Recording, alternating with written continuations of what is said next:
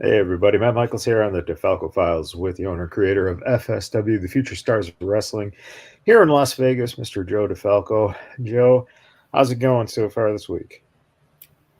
Let me tell you, it has been a really up and down week. Obviously, the news about Chris Bey is very concerning. For those who don't know, he suffered a pretty serious injury at the TV tapings, wrestling against the Hardys, and he had to go into emergency surgery. And I quickly read the spoilers Sunday night and saw that he was stretchered out. So I thought they were doing a write off angle. Right. I'm like, oh, okay. Chris Bay stretchered out. Didn't really have any details. And then when I woke up, got a message from Jarrell Nelson, and then I got one from Remy. And Jarrell kind of went into more detail because Remy didn't really know what happened.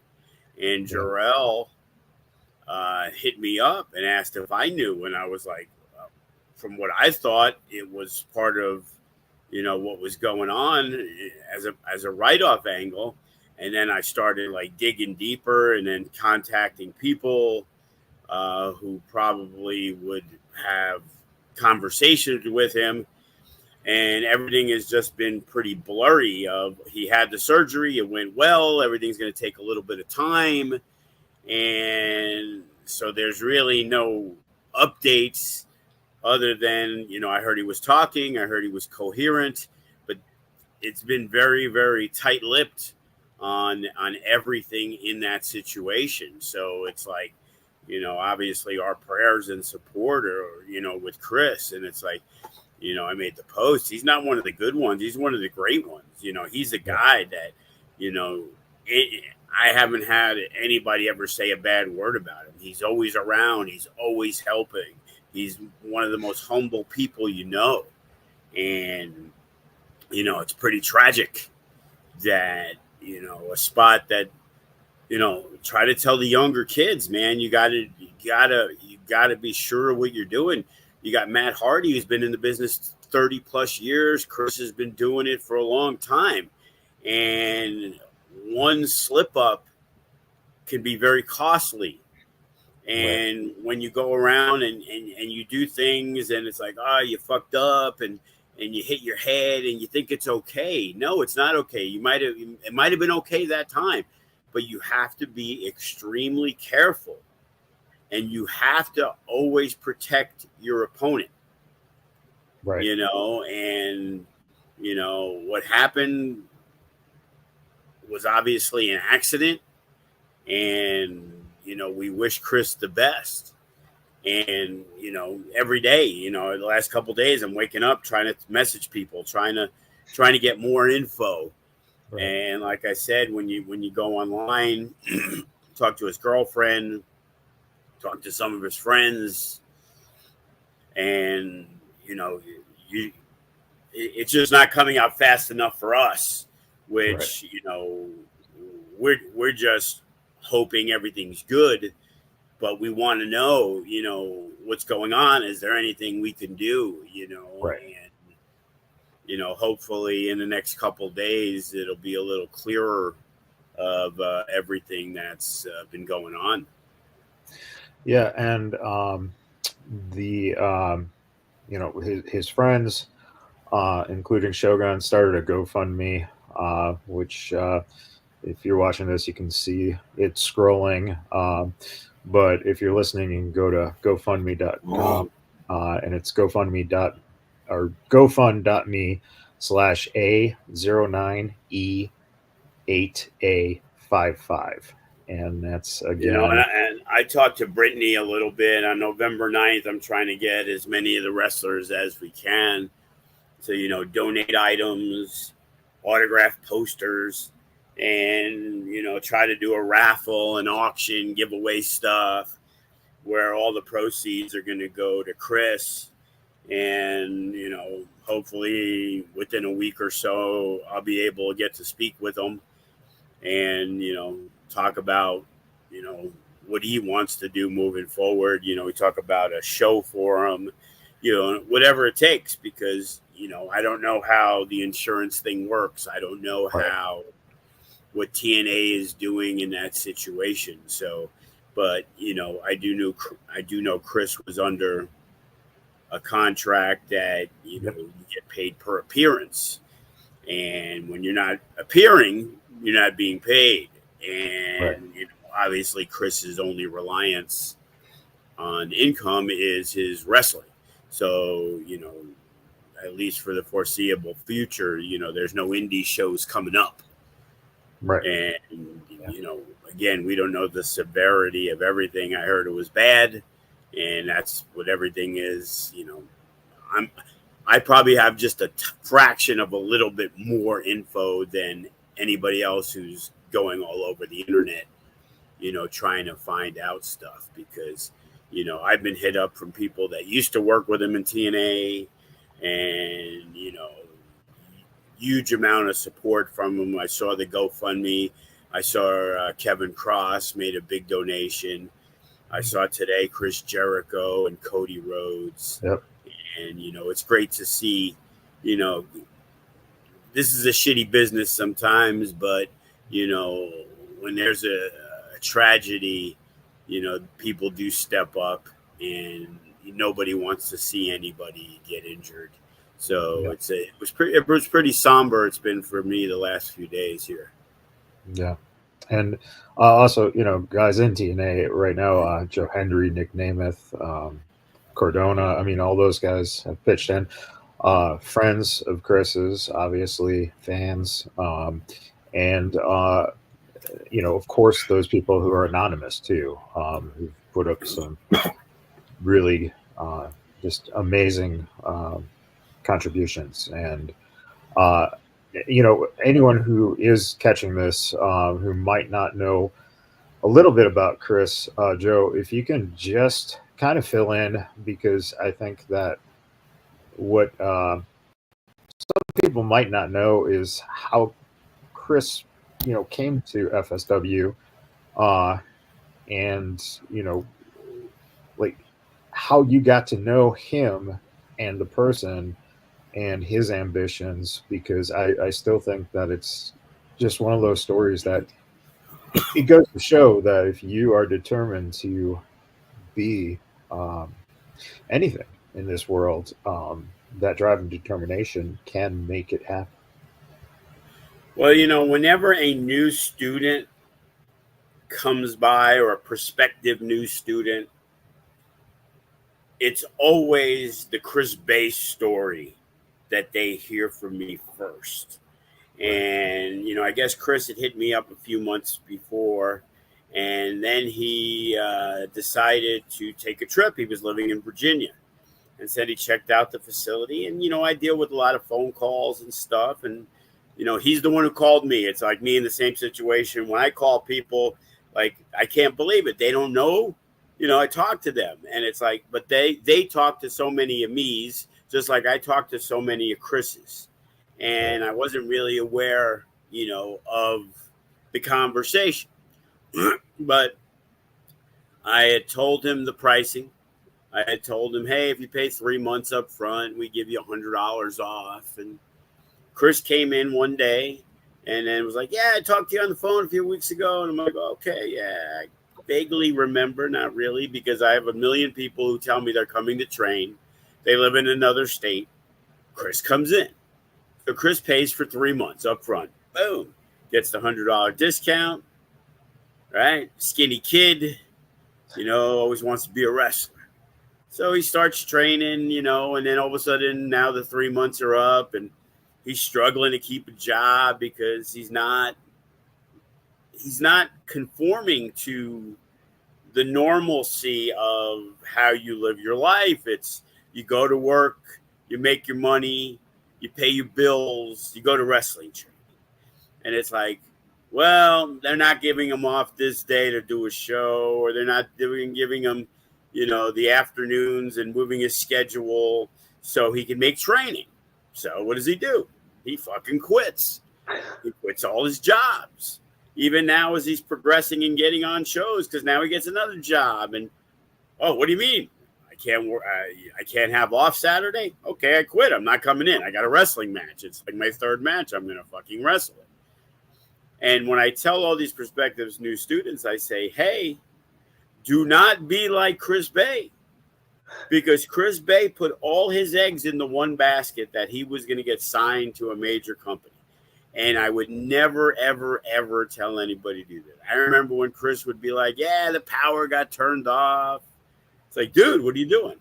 Well, I got no job. It's like, I got to make wrestling, and I'd have protein bars. Hey, I'd get him a burger from Barley's. It was like, that motherfucker is crazy because, it's one in a 1,000 and 10,000. Chris was different. We had Cross. Cross was 6'4", 260, MMA background, easy to notice on a WWE's type radar. Chris Bey is 5'6", 5'7". When he comes to us, he's 145 pounds, scrawny. And as we watch him progress, he's getting in better and better shape and things like that. But it's still like, dude, and I remember the first maybe year or so, it was like, I don't know. I'm like, dude, we got guys like Rick or LA Knight. They've been doing this 15 years, and Brian Cage. And, it takes a long fucking time. Like, you're not even 2 years in, and you're like ready to be like, fuck this. I got to figure something out because I haven't been signed yet. And then, all of a sudden he gets something with TNA, and then they still don't sign him, but you see him really rising up the ranks. And then I remember it was because of Sanjay Dutt. And Sanjay was working for WWE at the time, and Sean Devari's brother Arya was there, and they needed a match for 205, and they were in Las Vegas.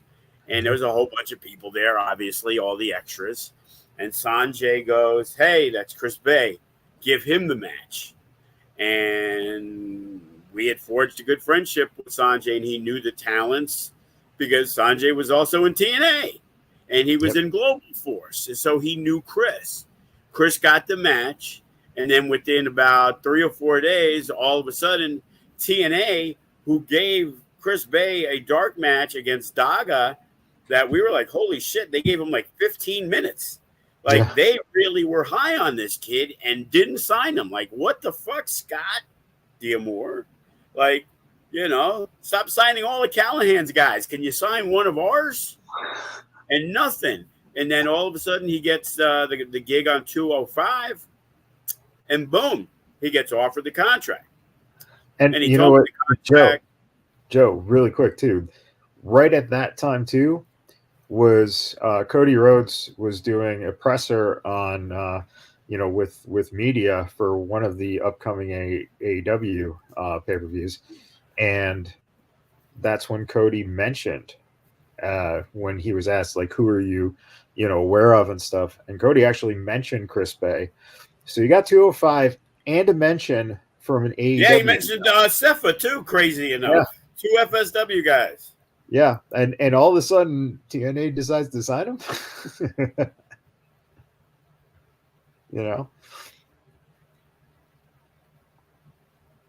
Was it Joe? Oh, was that?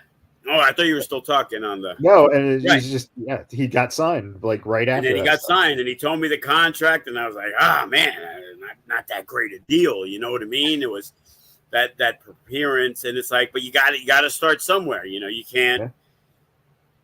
You can't expect big dollars, and that's how it worked. And he hustled. He worked out the contract, and then they made him a tag champ, and he did good things. And then all of a sudden, Chris re-signed. So he got the raise, he got more money, and I know he was looking at now what was next in his future. And, he put in all this work, and, hopefully, it's going to be all good, and it's just going to be a blip on the radar. But again, until you're always thinking, oh my God, it could be this. Oh my God, it could be that, without having information. So it's like, if anybody thinks, hey, that I'm saying this, I'm not. It's just where your mind goes in that Right. situation. Because I also hear that he may be released from the hospital in the next couple days, which to me seems like a fantastic sign. Right. But I don't want to jump the gun in that situation. Right. And with, all these different speculations out there, uh, you know, the honest answer, and I've been asked the same question, is the truth is we don't know. Only the people closest to the situation know.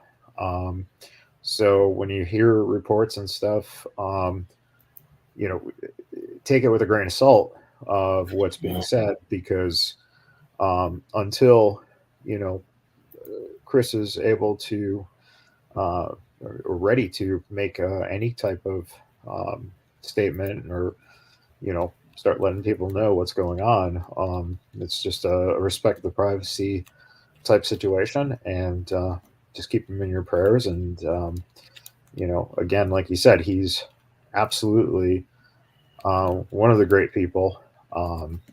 And is we tend to forget this too.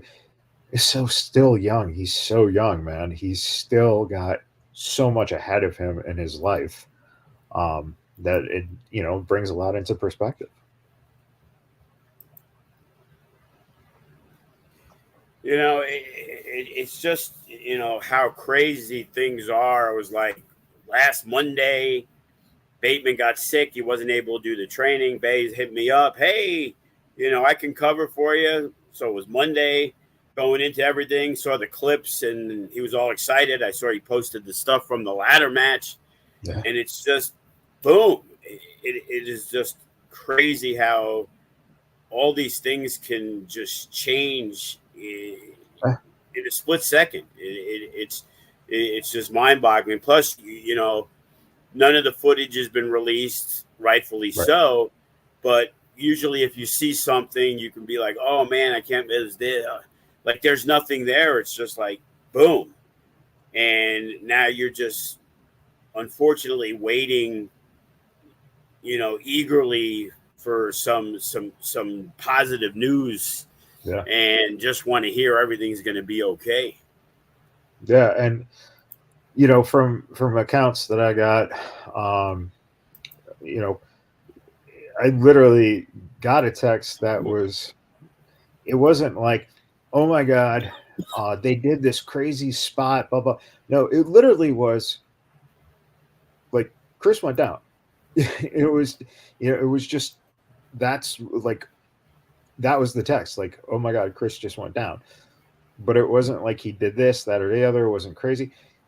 The night before in that main event, he takes a spear from the ladder, and you go, oh, you would think, again, that's the high risk stuff, right? But any of us who've trained know that, kind of what you said there, that all it takes is just one just slight thing that's just so basic that can injure you in any sense. So it's crazy how, and you could just imagine what, I mean, look at everything Matt and Jeff have done in their careers, and they've gone through and, had various injuries, but, they've never had a major, where you're like, we don't know what's going on, that kind of thing. Well, Matt got kind of really fucked up with Guevara when he first came in, when he did AEW, and he got pretty much knocked out. That's right. The And head slam. Yeah. yeah, and the Hardys, when they had the it was a ladder match or TLC match with Eminem and Joey Mercury with the ladder. Wow. You know, Yeah. you forget how dangerous it is, because you go through watching so many matches and so many crazy things and GCW and all this other stuff. Yeah. And it's a tribute to the skill levels Yes. that even in independent wrestling, you rarely see something that can go horribly wrong do. So it's like when it happens, it's like it's a shock. Yeah. Yeah. We again we send every ounce of our love to Chris, and this city. Every wrestling fan, anyone who's ever worked with or come across Chris, again, he's just such a great person, and you know, again, his future is, you know, there's so much left to write in his story as a person. So just keep the prayers for Chris. Uh, and again, the GoFundMe, you go to GoFundMe or GoFund.me/A, and that's small a, 09, small e, 80, small a, 09, small e, 8, small a, 55. And it is a legitimate GoFundMe. Again, you can see some of the names who have donated. Uh, and again, this is being done by his friends to help out. So let's talk a little bit about what happened at the arena this past Friday. We had a little Halloween shindig going on. How did everything go with the show on Friday? Well, can't complain. You know, we had a packed house. Everything went extremely well. Uh, you know, so we had good matches. You know, the gimmick battle royal is, as usual, was the gimmick battle royal, and everybody dug it. Was You there know, any guys that stood out to you for the characters they did? I'll be honest with you. I've seen some better costumes in the past. Ah, The younger kids, they tried. In the past, some people like hired like legit like makeup artists to do right, things. right, You know what I mean? So yeah, it's kind of crazy. But you know what? Whether it's the Ultimate Warrior trying to be the Hollywood Rock or whatever, it's a great moment sure. for Yep. everybody. You know what I mean? So they love it, and we got people who have never appeared. So many people, it's their very first appearance. Right. Nathan did Stone Cold. He's an Air Force guy out of Nellis, and he had about 15 of his friends and family come buy tickets to check it out. Colin, who was brought to us by Cal Jack, amateur wrestler in high school. Yep. And Colin, who every time I see him, I call him Guevara because that's who he looks like to me. He disappointed me. He came as Hook and not as Sammy Guevara. Yeah. Other people have called him Hook.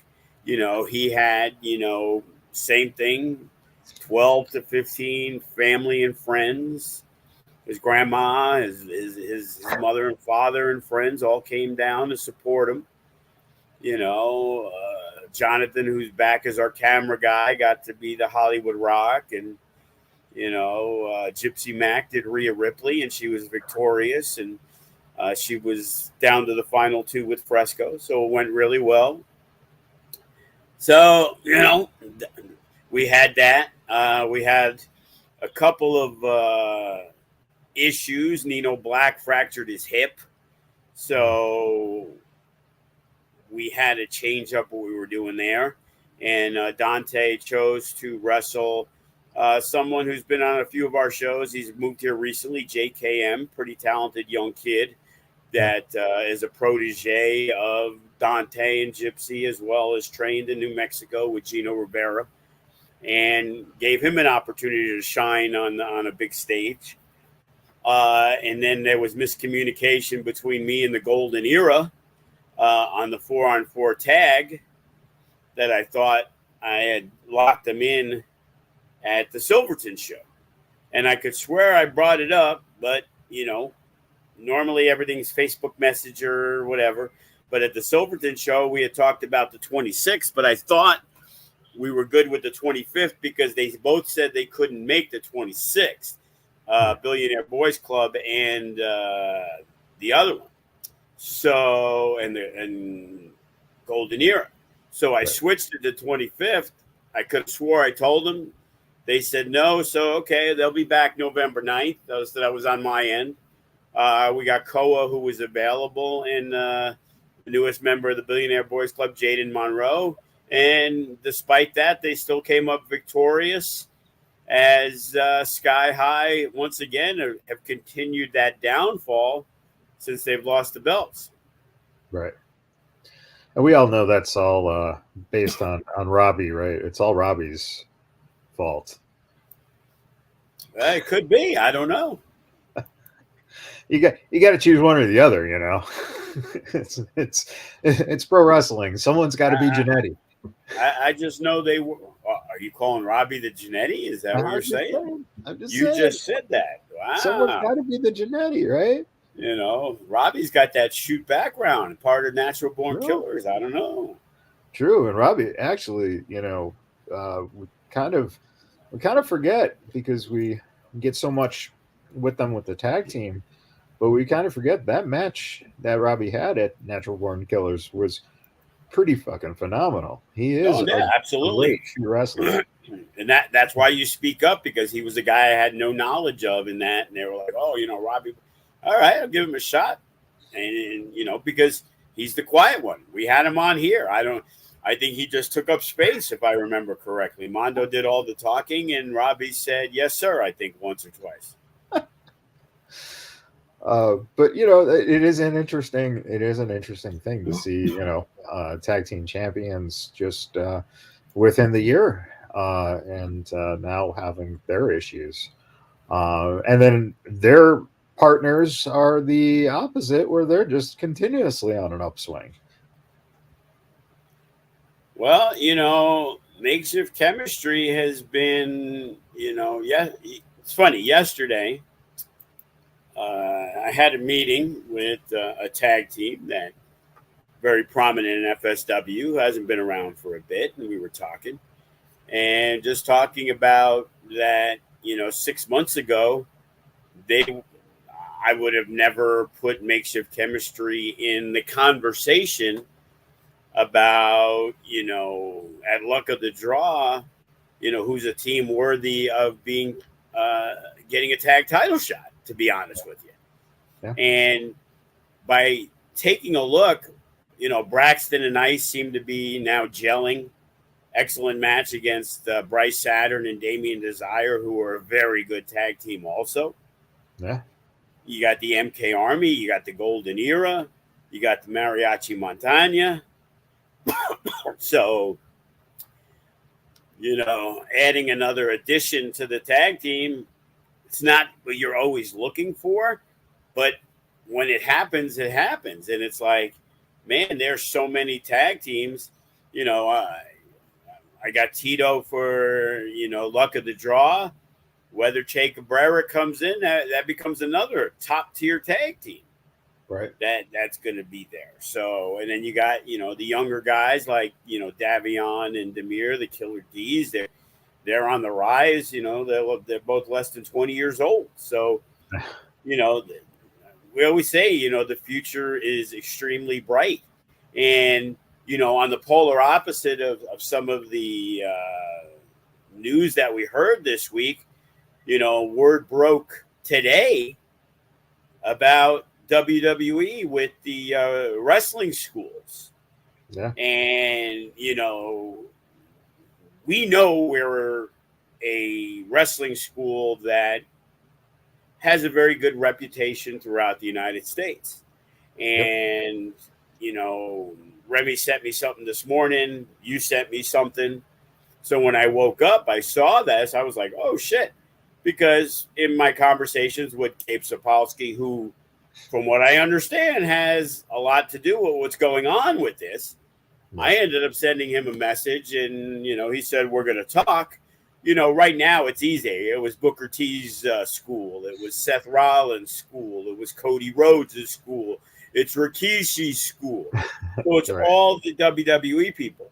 But when Gabe was going around doing the independent seminars, we were one of the first people he contacted, because I'm not sure if there's another wrestling school in the United States or in the world that have produced 3 WWE superstars that are currently on Raw and SmackDown with Cross, Sepha, and Zoe Stark, to go along with the Chris Bey and AJ Vidal, who were signed by TNA, and then Matt Vandegrift and Jacob Austin Young in New Japan.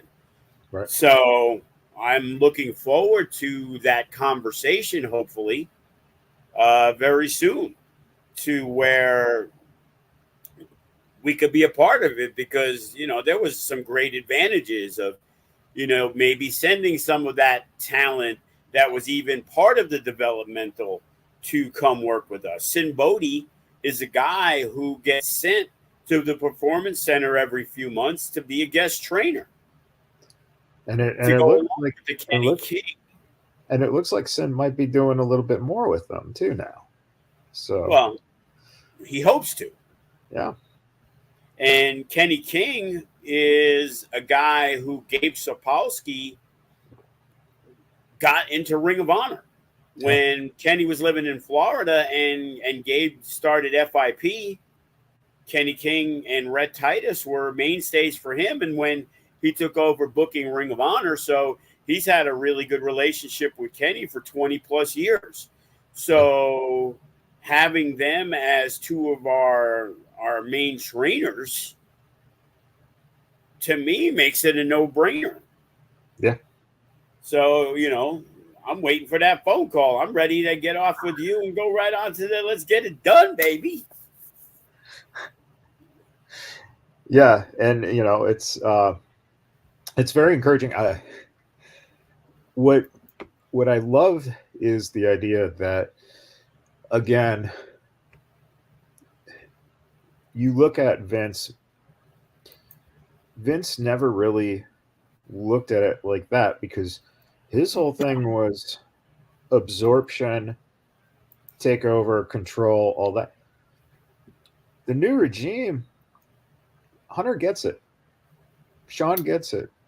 It's a new world, man. It's totally different. Back in the day, the AWA, unless you watched it on ESPN, and before that they had nothing, and after they lost them, they had nothing. They were a regional company. Yep. WWE, WWF, they were on USA back in the day. There wasn't national outlets. There wasn't streaming services for it to all happen.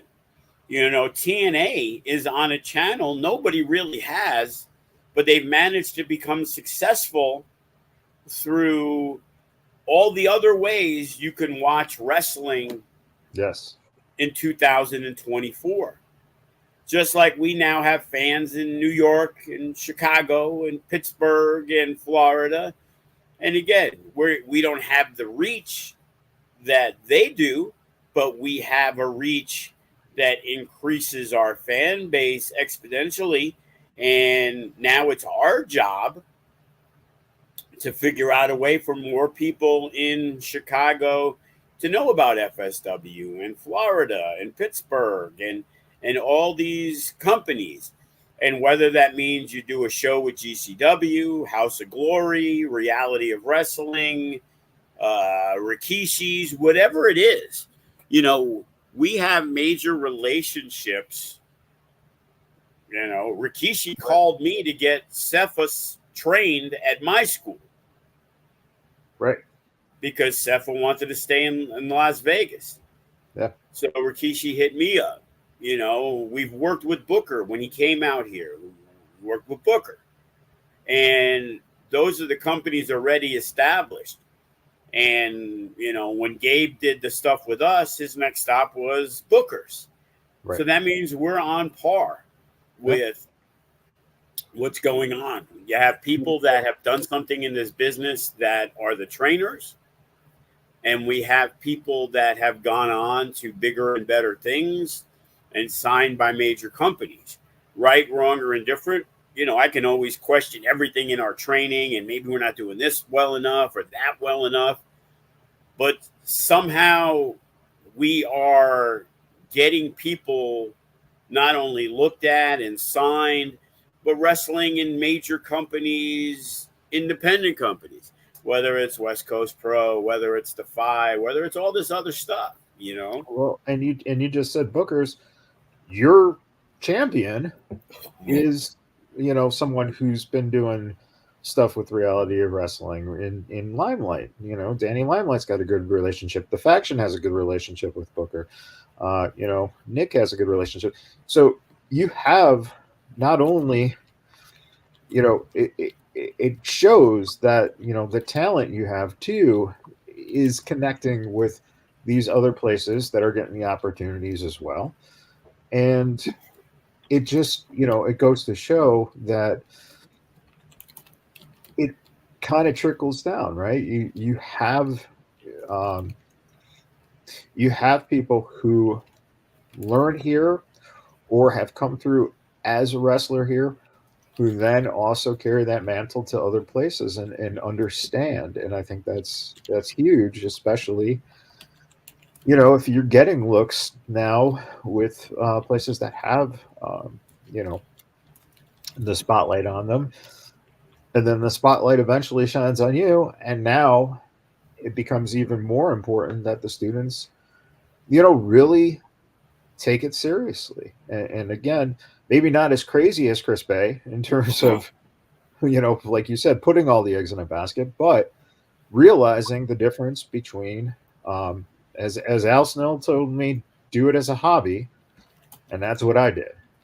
But if you're serious about being a pro wrestler, step it up, become a pro, and not just call yourself a wrestler. And I think that's, opportunities are starting to knock on the door, and WrestleMania is not too far away, and guess who's going to be in town for a week? And I'm sure you're probably going to end up having conversations that are pretty serious, Yeah, because, we've already put together the concept, the idea of a training workshop. And I even brought it out there to Gabe. And that was a week to probably 2 weeks ago. And his response was basically, he's got to see what's going on, but definitely interested and want to talk about it. Well, he's also probably been privy to what happened today. Right. So he was keeping it close to the vest and not really saying anything. Just like when we met last time, he was saying, be ready. Things are happening. Now, that could mean a lot of things, but when other things start coming to fruition, you think, okay, well, he's definitely keeping me in mind. He's always putting over FSW. So, so we will see. And, obviously one of the big things will be the Mecca anniversary show in June of next year. But in the meantime, you guys had what I thought was on film a really cool looking setup at the Lee's Family Forum this past Wednesday. I'll tell you what, I would love to sell tickets around there and save 30,000. You know what I'm saying? It's like, we're going. I met with my guy that day, and unfortunately, some numbers kind of changed that always seem to happen. So let's just say we have to go back to the drawing board because he threw out some numbers, and I understand, so we went to the hockey game. Let's put over the good stuff first. Right. So we did 2 matches. They kind of changed it up. I was told before the first period and after, before the game started and after the first period. So when we get there, they were like, oh, yeah, I thought the mariachi guys. I was like, no, we talked about it. You said you had people coming. So I think that fell through. I don't know what the deal was there. So it's like, oh no, you guys are going on after the first period and after the second period, which is a benefit for us because at 6:40 there's a third of the attendance there. Everybody, it's like a wrestling show. A hockey game starts at 7:05. People aren't getting there at 6:30. They're getting there and they're rolling in. Right. So, okay, they got 4 cameras set up. I'm like, so how's it going to work? Because, after first period, you're not going to. And again, the attendance wasn't huge. There's probably 1,500 people there, which is still a great number. We wish we could draw 1,500 people. And it's like, well, people aren't going to get up from their seat and go walk to the concourse and sit and stand. So they put us in a suite. So, of course, no food or drink, none of that good stuff. Last time we got the vouchers, so I'm not going to complain. And I chose not to pay $144 for a 24-pack of water. Jesus. Because 6 waters was $36. And I was going to be like, hey, let me at least buy the guy's water. It was like $36. I'm like, oh, okay, for a 24-pack, whatever. They're paying us. It was for 6 waters. Like, what the fuck? So $144. So I passed on that. So I watched the first match on the screen because that was the great part. Probably 5K cameras, 4 beautifully pictured cameras on there. It looked fantastic. And shockingly, it's like, oh, shit. There's a few hundred people standing and up on the second floor. It looks awesome. It looked amazing. And then we did the second match, and it was like, oh, okay, well, maybe it was because it was the first match. Everybody went back again and watched, and it was a killer match, which was Vandegrift, Ice Williams, and Bodie. And it's like, man, to take it and put it out on the floor, I'm one for the intimate settings. I like the Natural Born Killers, FSW, GCW2. Obviously, you want 500 or 600 at the Silverton. But, man, when we do 275 at the FSW Arena, it looks packed to the gills because it is. Right. And it looks better than 500 people at the Silverton. But things look great. We're still going to have those conversations. There's a lot of numbers of their nut, as we like to call it. Right. But their nut includes things that aren't really necessary. Like, I'm not paying $2,000 for catering. It's like, is everybody getting a filet mignon that we're paying for? It's like, well, they heard you were thinking about Juicy. So, all you can eat buffet. What the fuck? $2,000. What is Wolfgang Puck cooking it? And then it was like, so then you have to have the security officers, right, and the ushers, and the police officers, and it's like, how many of those do we need? And those numbers just add up and add up and add up, and then there's like miscellaneous. Well, what's miscellaneous? Well, we got no idea yet. It's just a number that's thrown out there. Wait until you see the price for their sound guy and their lighting guy. Oh, I did. I thought the Silverton was expensive. So is it true that they have one guy on payroll who presses the air horn button so that when they score a goal, so you got to hire him too? I bet they do. It's like, am I paying for the whole staff to be there for the day? Like, that first number I heard was way lower than the number I heard the other day. But, it's 50-50 partners, so we split it. Right. And it's still one of these. You know what I mean? Yeah. I mean, it's amazing. It's amazing how you're right.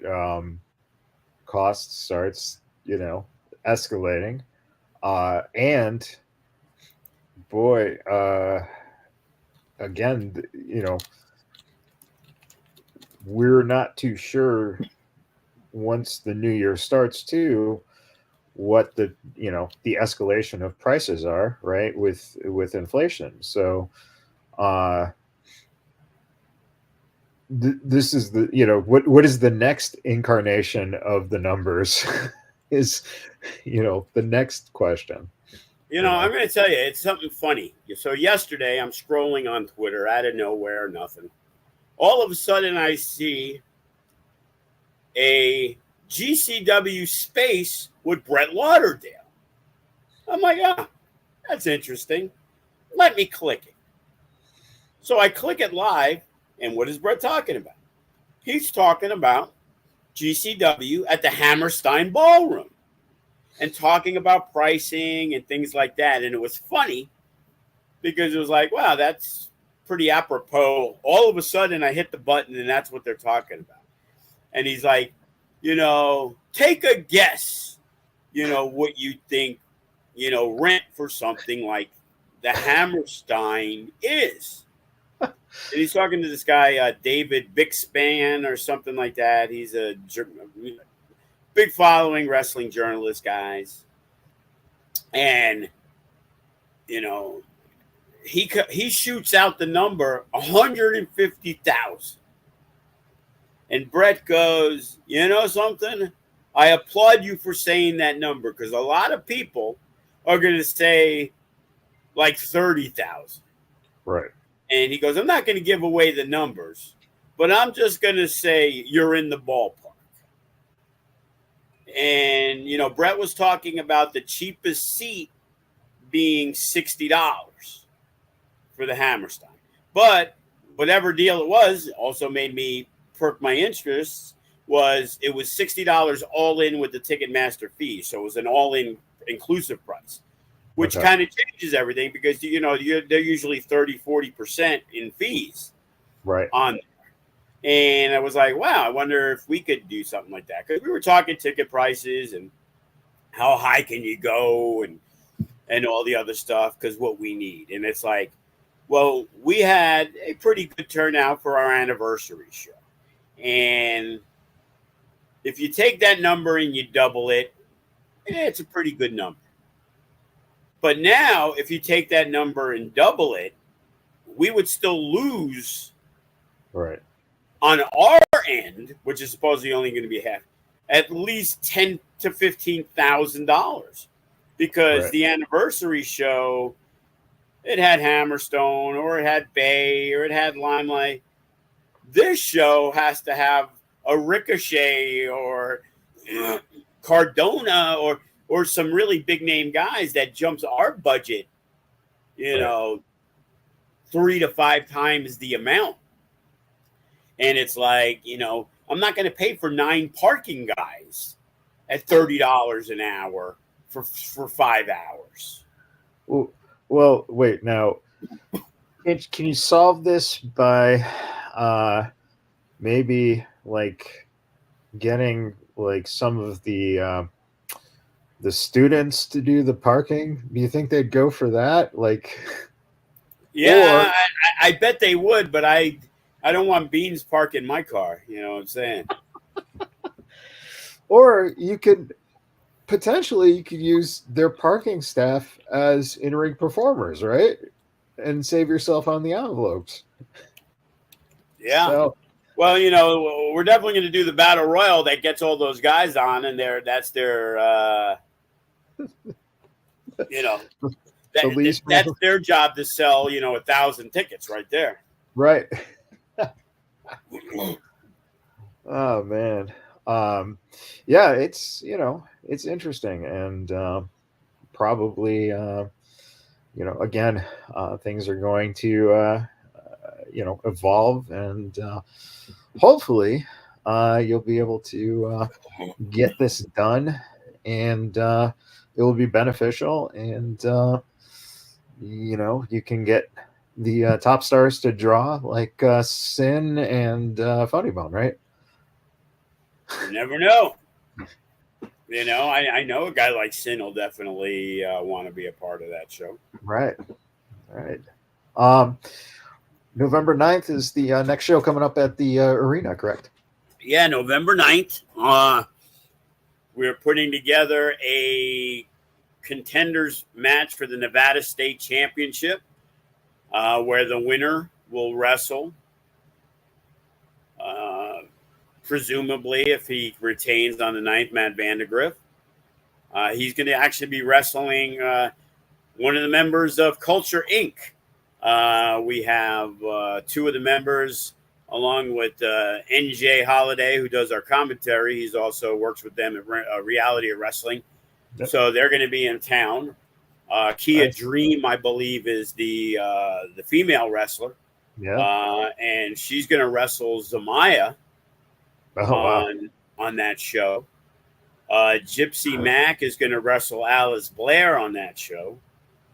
Nice. Looks like we're doing a #1 contender match for the tag championships.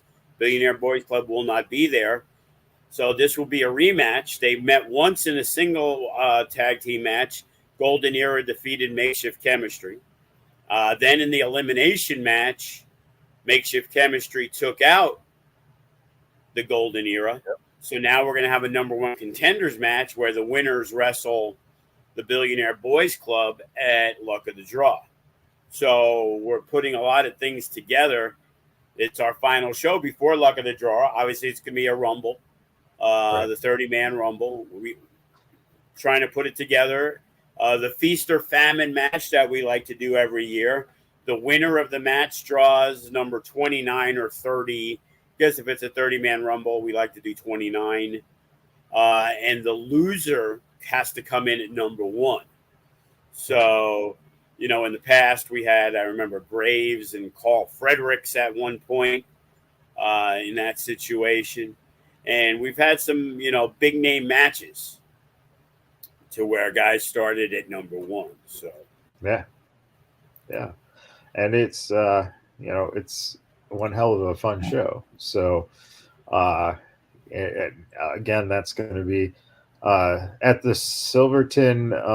Everything set? Are they still waiting on the contract? But he did actually call me to say, "Hey, get me the stuff for the marquee," because how our team isn't the fastest at getting things up, which I appreciate that. But it's like, I shouldn't have to jump through hoops and I shouldn't have to tell you to check to make sure our stuff is up. Yeah. Because, that's what's in the contract.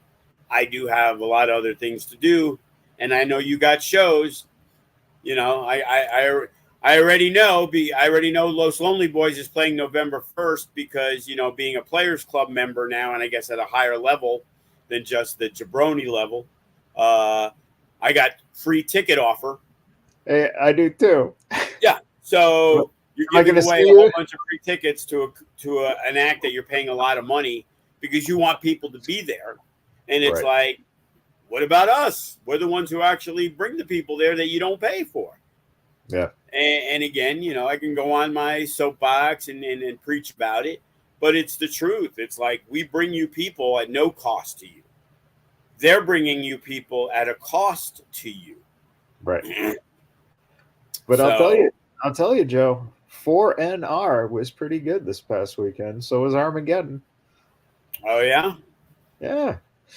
Sure. Well, But again, you look and the house was probably about 65%. And surprisingly, this is one of the first times that both bars were open, but man, there was not a lot of people going to the bars. So just interesting to see, like you said, they're putting out all that money and the return cannot be good. Right. But again, they're looking, it's funny. So they look at their demographic for that. It's a Def Leppard tribute band. Well, how many 20-year-olds are going to see a Def Leppard tribute band? Right. Probably none. So what you're saying is that 35 and up crowd that you're bringing to there, you're not as concerned about them getting the free tickets to the concert. You're assuming that after the show, because they are ticket people, They obviously have to at least be second level, because first level, like I never play the Silverton. I play like the 3 times that I'm there for the show, Right. and I'm already getting freebies. Right. Okay, so you're expecting those people to go into your casino and play the machines. Yeah. Well, if you look at our age demographic, it isn't young. It's 25 to 60. Yeah. Why do you assume that they're not going into the casino and eating and playing and all that other stuff? Right. You know, hey, I'm gonna hit them up. I'm gonna say, hey, you know what, Jimmy? Why don't you offer a buy one get one free to your players? Maybe they put it in an email. Sure. General admission only. Yeah. And see if anybody bites. What's the worst that could happen? Yeah, I mean, listen, honestly, the worst that can happen is you get an extra 400 people you don't expect, and now the place is packed. Ooh, right. That's a worst, like, it's like the whole idea of the game is, I get it. All anybody cares about, wrestler wise, nobody's like, oh my God, there's 600 people there. Yeah, but how many of them got in for free? Nobody gives a flying fuck. Right. Okay? All they care about is they wrestled in front of 600 people. So they are ecstatic that there's 600 people. Right. The Silverton should be ecstatic that there's 600 people there. Because if I gave away vet ticks and family and friends where, the main guys, most of the students there, they have to pay for every ticket. They get a huge discount, but they're paying for the tickets. So what if 150 tickets come to me at a discounted price? A lot of them a lot of them wouldn't have come to the show if Adrian Rain wasn't in the Battle Royal, if John Trademark wasn't in the Battle Royal, if whoever wasn't in the Battle Royal or the Rumble. So that added income helps us when we're doing a casino show that we have to pay money to be at. So everybody benefits. The wrestlers benefit, the staff benefits, the bartenders should make money because vet tick people are buying drinks. So that's another 60 to 100 people there. Don't tell me 30 of them didn't spend $20 in drinks. Right. And it's the idea of working together to make the event. But it's, again, the process of, well, it's a 4-wall and you're renting it out, so we're making this amount of money. And it's like, wow, with very minimal effort, you could make it this amount of money. Right. How about we try it? What could we do to do that? How can we do something to make that happen? But it's almost like, okay, tickets are on sale. There you go. We'll see you in 3 weeks. And that's all the communication. If you called yourself a wrestling tribute show, maybe they would book you. There you go. We got the fake Macho Man, and I could bring the Splat Pack back together, and we can have the Nacho Man, and we could have the Huckster, and we could do all that, and that might be a good draw. That could be like a bar show. Right. The Halloween gimmick battle royal would be like year round. Right. Yeah. In fact, I think we can get the Tuscany, and they do the Rat Pack show nightly. I think we can do a 9:30 p.m. wrestling legends live in Vegas, hosted by Greg the Hammer Valentine, brother. Of course. Or if you ever want to hear Sabu actually talk.